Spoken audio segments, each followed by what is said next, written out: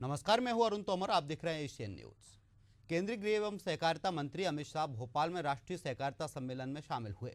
इस दौरान मध्य प्रदेश दुग्ध संघ और नेशनल डेयरी डेवलपमेंट बोर्ड के बीच एमओयू हुआ है। इसके साथ ही एमपी के 6 दुग्ध संघों और एनडीडीबी के बीच 6 अलग अलग एमओयू भी किए गए हैं। अमित शाह ने कहा कि देश में सहकारी समितियां पेट्रोल पंपों का संचालन भी करेंगी और रसोई गैस वितरण भी संभालेंगी। उन्होंने कहा कि सहकारिता के क्षेत्र में मध्य प्रदेश में काफ़ी संभावनाएं हैं, जिस पर काम करने की जरूरत है। अमित शाह ने कहा कि ग्रामीण विकास और कृषि विकास के आयाम, पशुपालन के आयाम साथ रखकर केंद्रीय स्तर पर कोई विचार नहीं किया गया, क्योंकि कोई सहकारिता मंत्रालय नहीं था।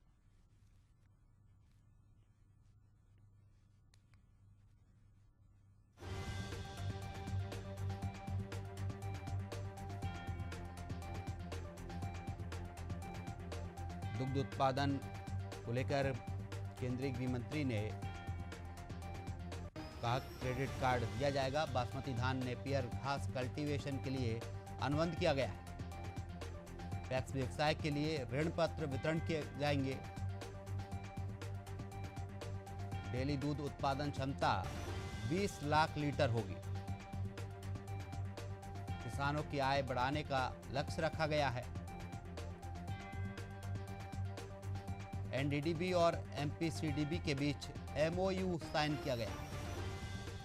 दुग्ध उत्पादन बढ़ाने के लिए एमओयू किया गया है।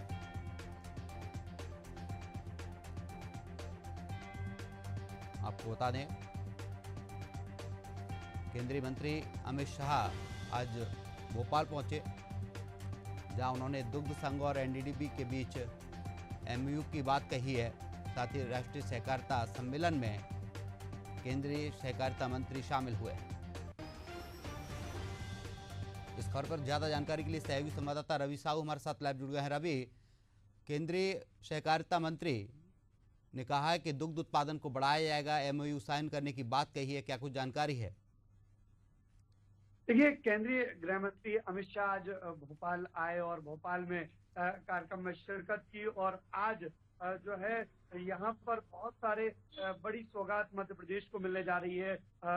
10 लाख लीटर जो दुग्ध उत्पादन होता था, उसको आने वाले 3 सालों में आने वाले 5 सालों में 20 लाख लीटर किए जाने का जो है लक्ष्य तय किया गया है। साथ ही कई तरह के जो है एमओयू भी आज साइन हुए हैं। National dairy development board, NDDB और दुग्ध संघ के बीच जो है एमओयू हुआ है और इस एमओयू के बाद अब जो है जो समितियां थी 6000 पहले, अब जो है लगभग 9000 समितियां जो है इस दुग्ध क्षेत्र में काम करेंगी। तो यानी किसानों की जो आय है वो कहीं ना कहीं अब बढ़ेगी।